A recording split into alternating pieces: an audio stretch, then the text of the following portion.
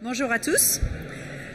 Donc je m'appelle Cécile Loyer, je suis responsable du marketing et de la communication pour Cambridge Assessment English, donc un département de l'université de Cambridge.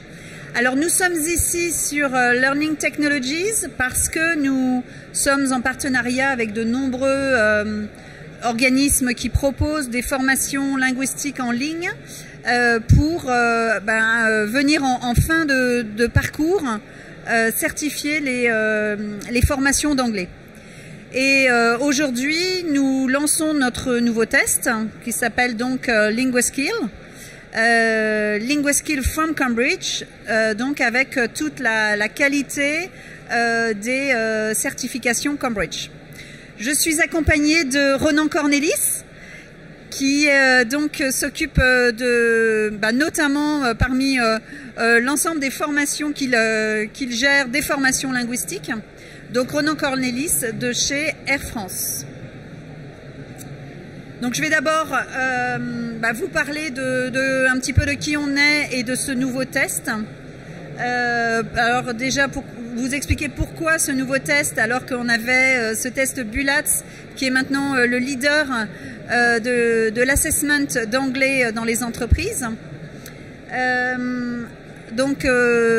Vous détaillez le test LinguaSkill, vous parlez du réseau de distribution, de la reconnaissance de ce test et puis recueillir donc le feedback de Air France concernant à la fois le test BULATS et le nouveau test LinguaSkill.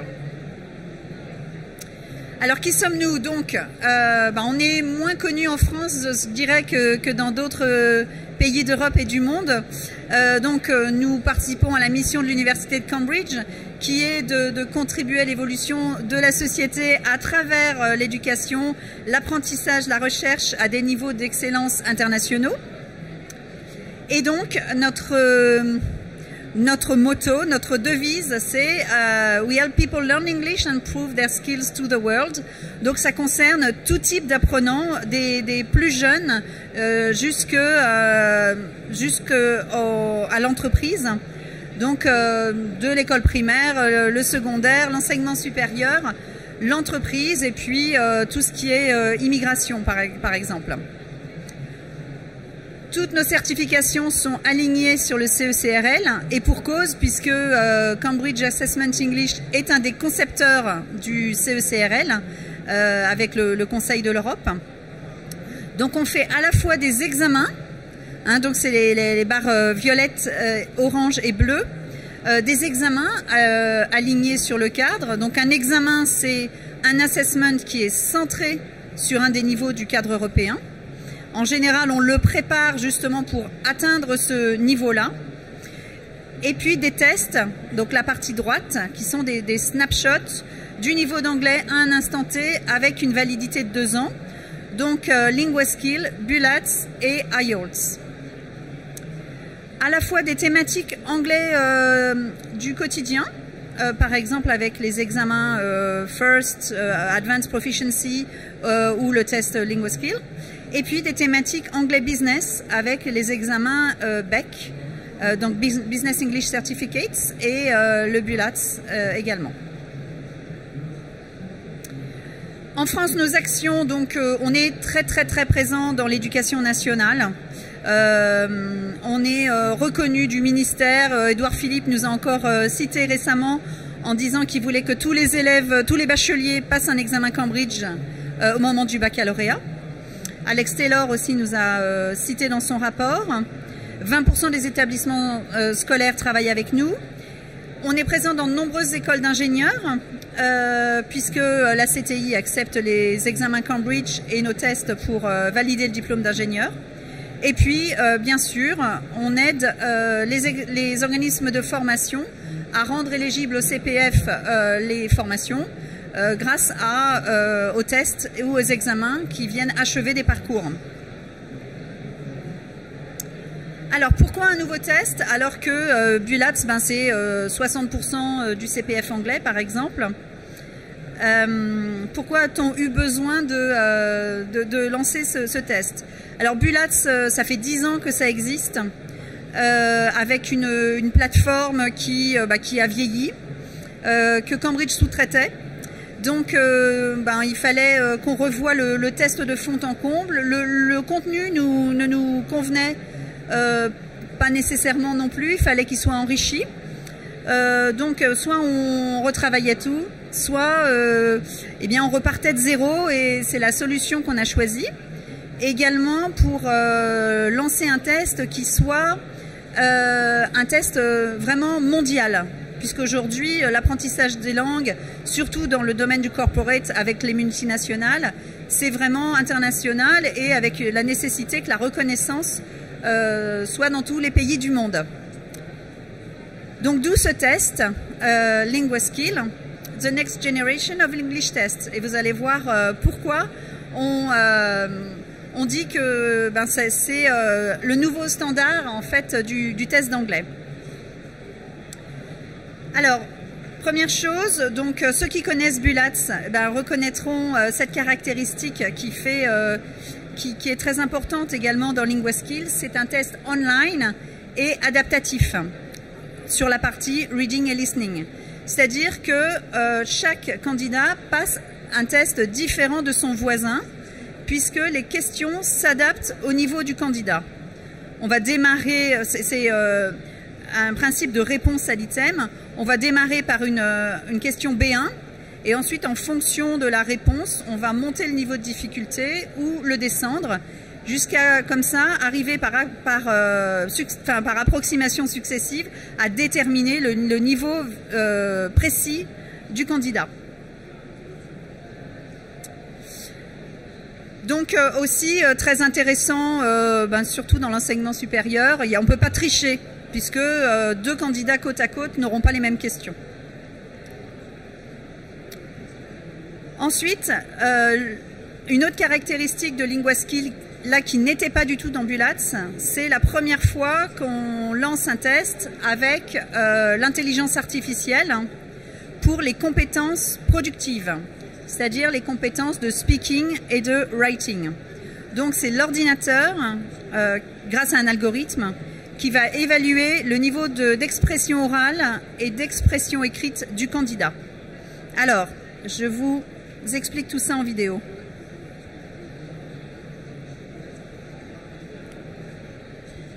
Ça marche toujours pas.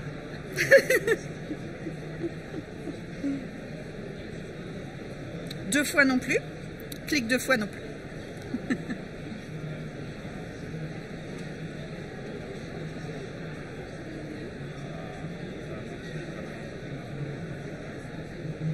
C'est pas grave, hein. Non.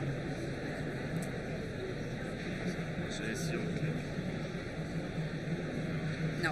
Bon, tant pis. Bon, ce qu'on voulait vous expliquer, c'est comment est fabriqué un automarqueur. Donc c'est véritablement possible que parce qu'on a 10 ans de script de speaking et de writing pour Bulatz, avec les notations qui ont été apportées par les examinateurs. C'est grâce à ça qu'on peut, avec des nouveaux scripts, que la machine peut identifier au travers des différents patterns des anciens scripts quel est le niveau CE-CRL de ce qui est produit par le candidat. Et donc cette correction automatisée, elle est déjà opérationnelle pour notre test de writing, et elle est en train d'être mise au point pour le test de speaking. Dans un premier temps, donc, alors effectivement on nous dit, et l'homme dans tout ça, hein, l'homme face à la machine, si c'est la machine qui corrige les tests, où va-t-on? Mais bon, l'intelligence artificielle, elle est déjà très présente aujourd'hui dans notre vie. Il n'y a pas un traducteur, dans le métier des traducteurs, il n'y en a pas un qui n'utilise pas une assistance d'intelligence artificielle pour travailler sur les textes. Donc le testing n'y échappe pas. Alors pour l'instant, évidemment, notamment pour les tests de speaking, on a un examinateur qui regarde ce qui est fait par la machine et qui l'utilise comme support, on va dire, pour faire ses propres notations, jusqu'à ce que l'automarqueur soit autonome, ce qui va arriver très vite. Et puis, toute l'équipe de recherche suit ce processus. Évidemment, si on veut mesurer l'interaction en communication, qui est une compétence aussi importante parmi les compétences langagières du CECRL, là on ne passera pas un test, on ne passera pas un LinguaSkill, on passera un examen Cambridge où il y a cette possibilité de mesurer l'interaction. Gros avantage de la partie correction automatisée, c'est qu'évidemment, on s'affranchit des problématiques d'examinateur.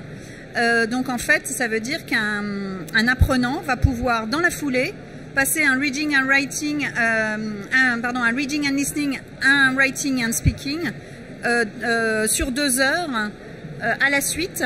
Et donc avec et ça pour un coût bien moindre qu'avec des corrections humaines.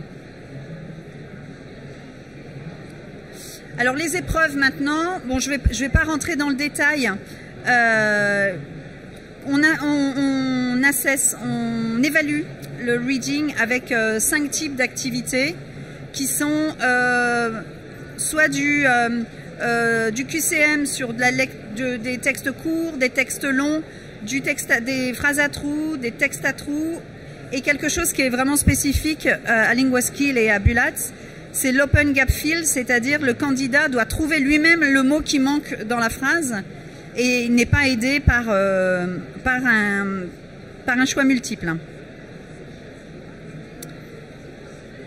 Le listening, donc là il y a 2 types d'activités, soit sur des textes courts, soit sur des textes longs. Bon, il y a beaucoup d'images dans le test. On voulait vous montrer un peu le look and feel du test avec des couleurs. C'est pas monotone. Le writing maintenant, il y a 2 épreuves. Donc une première partie qui est écrire un email, au moins 50 mots sur un sujet donné, et une deuxième partie avec un texte long à écrire, 180 mots sur un sujet donné. Et donc ça, corrigé par la machine. Ça, c'est déjà opérationnel, et ça a vraiment fait ses preuves. La fiabilité est exemplaire. Donc exemple ici, l'apprenant, le candidat doit écrire un email alors c'est du LinguaSkill général, c'est de l'anglais général, pour reprendre contact avec un ancien camarade de promo pour faire une fête de retrouvailles. Le speaking, donc là il y a 5 épreuves.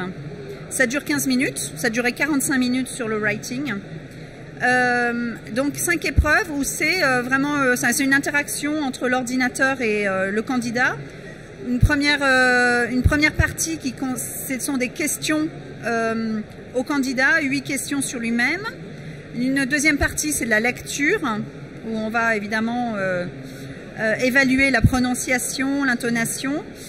La troisième partie, le candidat s'exprime pendant 1 minute sur un sujet donné. Partie 4, il doit commenter des graphiques. Et partie 5, donc beaucoup d'interactions, là, parce qu'il y a 5 questions successives sur un même sujet.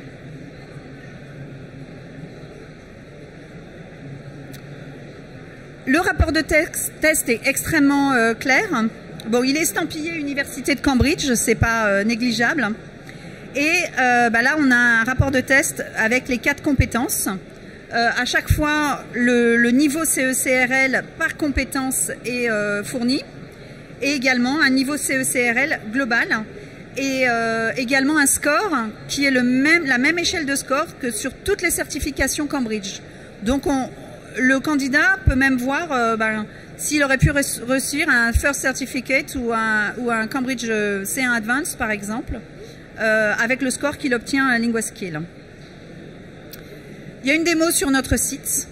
Et également, Maryse Marchera, qui est ici, qui est notre Business Development Manager, fera une live session demain après-midi. Donc, chose très spécifique et qui différencie véritablement LinguaSkill de BULAT, on a 2 variantes, une variante anglais général, une variante anglais business, parce qu'on s'est rendu compte que dans de nombreux métiers, guide touristique, hôtesse d'accueil, hôtesse de l'air, moniteur de sport, etc. Le business n'était pas l'anglais, le type d'anglais qui vraiment résonnait par rapport à ce type de population. De nombreux outils de préparation, beaucoup sont gratuits sur notre site et on fournit ça aux apprenants. Un réseau de distribution avec 50 agents sur le territoire et n'importe quelle école de langue peut devenir centre de préparation, s'adresser à nos agents. Je vous le disais, là je vais un peu vite, reconnu par la CTI, reconnu sur le CPF, nouveau code dû à la réforme, mais code commun à LinguaSkill et à Bulatz. Bulatz est très reconnu également dans les recrutements, donc c'est important pour les candidats. Et tout le travail de Maryse, c'est de faire en sorte que LinguaSkill soit aussi reconnu que Bulatz. Et donc on va passer à notre cas client avec Air France.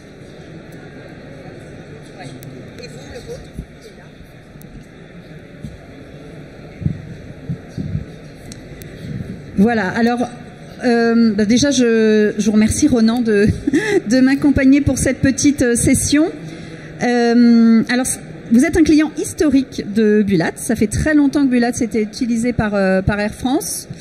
Et alors je voudrais commencer par vous demander comment vous utilisez Bulatz, quels étaient vos besoins de testing à l'époque où vous avez choisi Bulatz? Alors on utilise Bulatz dans plusieurs configurations. D'abord les assessments internes et toutes les sélections internes. Donc dans le cadre de promotion, d'avancement et de choses comme ça, il est indispensable de tester les compétences en anglais parmi toutes les autres, puisque d'abord nous sommes une compagnie internationale. Et puis nous travaillons depuis plus d'une dizaine d'années maintenant avec un grand partenaire qui est KLM. Ça veut dire que non seulement on a besoin de l'anglais en B2C, ça c'est évident, c'est-à-dire pour nous adresser à nos clients, mais on en a aussi beaucoup besoin en B2B. Parce que ça nous aide, le fait de faire monter les personnels Air France en compétences, ça nous aide à avoir des relations privilégiées et équilibrées surtout avec nos partenaires. Néerlandais. Ou dans SkyTeam peut-être aussi. Oui, c'est ça. Et vous savez que la grande problématique des Français, c'est le fait d'être complètement inhibé. Parce qu'en France, on a un problème avec l'erreur. On a toujours un problème avec l'erreur. Or, on ne sera jamais parfait en anglais si l'on n'est pas natif. Donc ça veut dire qu'il faut admettre que l'on puisse s'exprimer toute sa vie en anglais en faisant des erreurs et que ça peut ne pas être un problème et que d'ailleurs ça n'en est pas un. Donc, mais les Français sont pas comme ça. Hein. Les Français, ils ont un problème avec l'erreur. Ils sont à la recherche permanente de la perfection. Ils ne vont pas oser parler ou se lancer ou avoir une conversation, on va dire, équilibrée, puisque c'est le terme que j'ai utilisé avec un homologue de KLM ou de Delta Airlines, s'ils n'ont pas le même niveau d'anglais. Or, ils n'auront jamais. Donc, bon. Et alors c'est évident qu'il faut que vous évaluez le niveau d'anglais des collaborateurs. Et alors, dans quel cadre vous utilisez Bulatz? Vous disiez pour les actes de carrière interne, mais également pour la formation?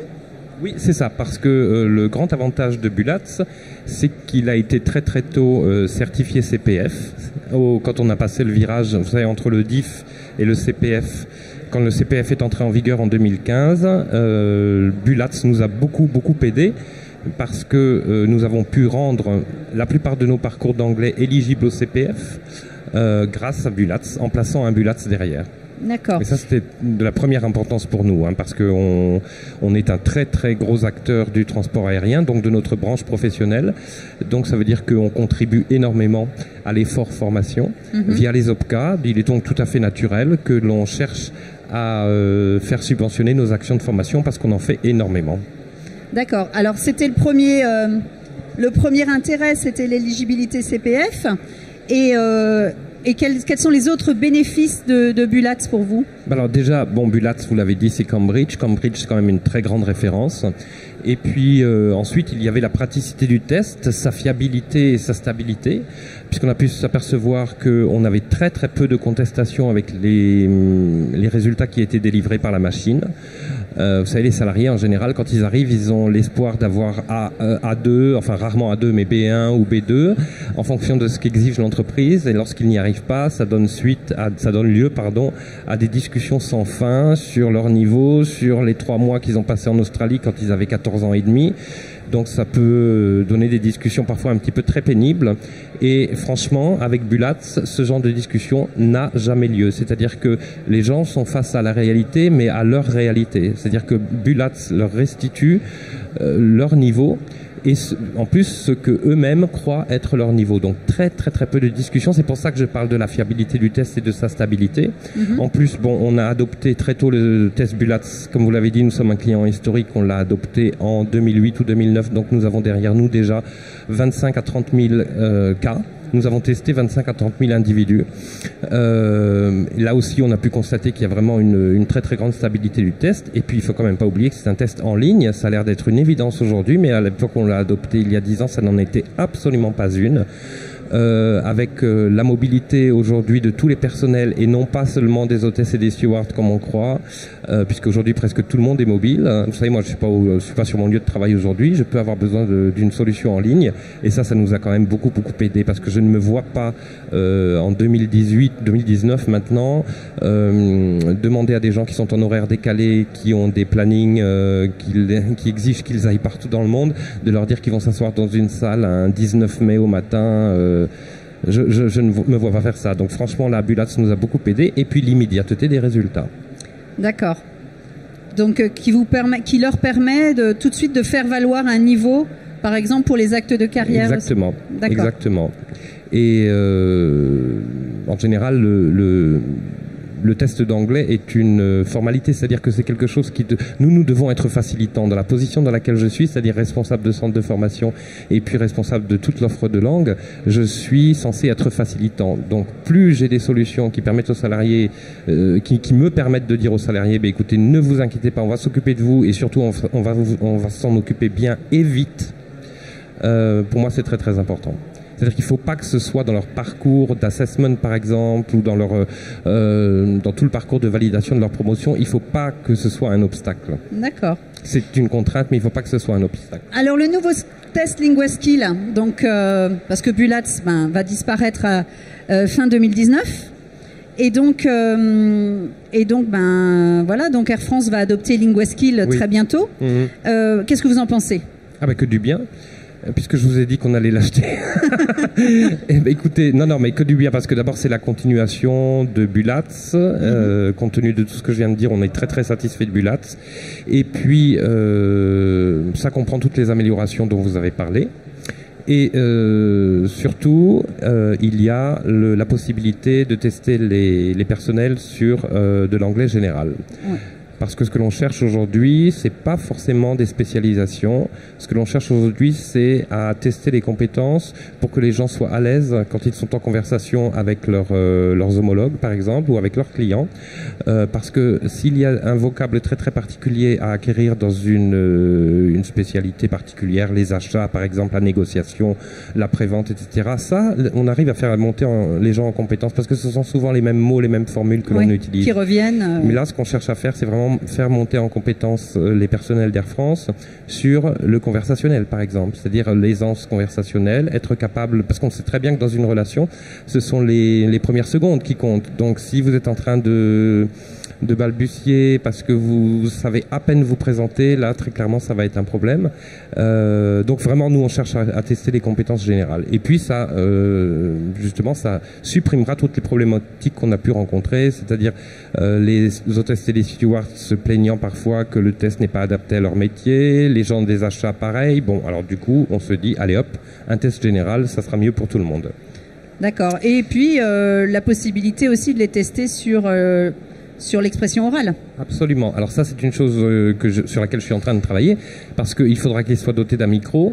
Et pour l'instant, les centres dont je dispose sont des grands espaces de formation. Donc il faudra que je crée des petites bulles dans lesquelles les gens peuvent se mettre pendant à peu près 2 heures pour passer leur test et pour parler.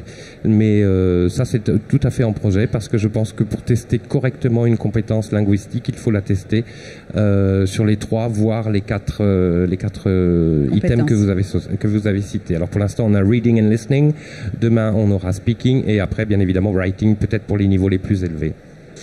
Merci Ronan. On va peut-être passer aux questions. James? Je vois déjà, il y a quelqu'un qui a une question au fond.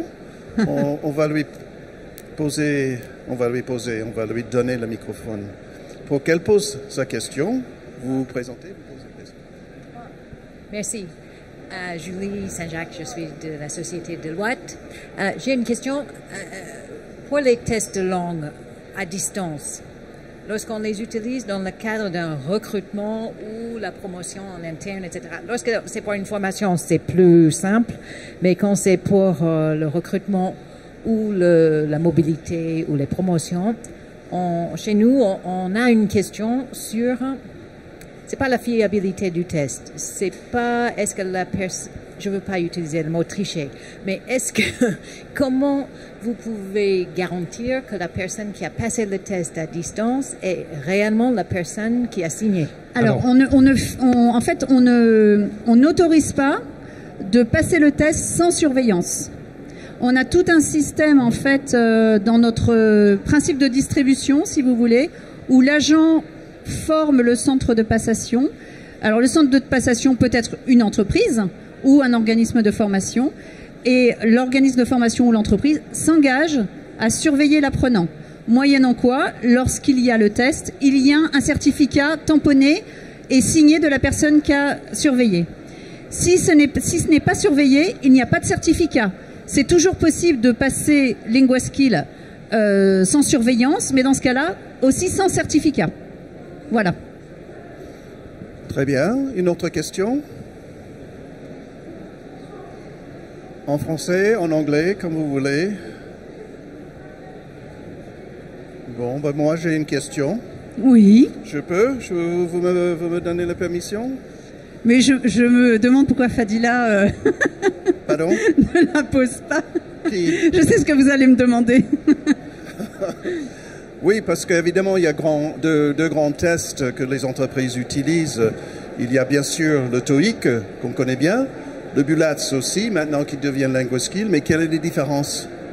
Alors, la différence, donc on l'a vu à travers le contenu sur LinguaSkill, c'est effectivement qu'on propose un test d'anglais général et un test d'anglais business. Donc ça c'est une différence importante. Ensuite, bon, il y a le fait de passer dans 600 centres, éventuellement avec son professeur d'anglais qui s'engage à vous surveiller. Donc vous pouvez le passer n'importe quand, avec votre prof. Voilà, quasiment, il suffit d'avoir un ordinateur et une connexion Internet pour pouvoir passer son test. Donc ça, c'est sans doute la deuxième différence. Et puis, donc, il y a ces nouvelles caractéristiques du test avec l'utilisation de l'intelligence artificielle qui permet donc de passer les 4 compétences à la suite avec la même souplesse qu'auparavant, c'est-à-dire n'importe où et n'importe quand. Donc avoir un test 4 compétences presque pour le prix d'un test de compétences. Voilà, je dirais que c'est... Et puis, toute la fiabilité des dizaines de milliers de tests qui ont été faits avec ce principe du test adaptatif qui a fait ses preuves, le TOEIC n'étant pas encore un test adaptatif. Oui, et un autre système peut-être... Il y a une autre question, remarque? Oui.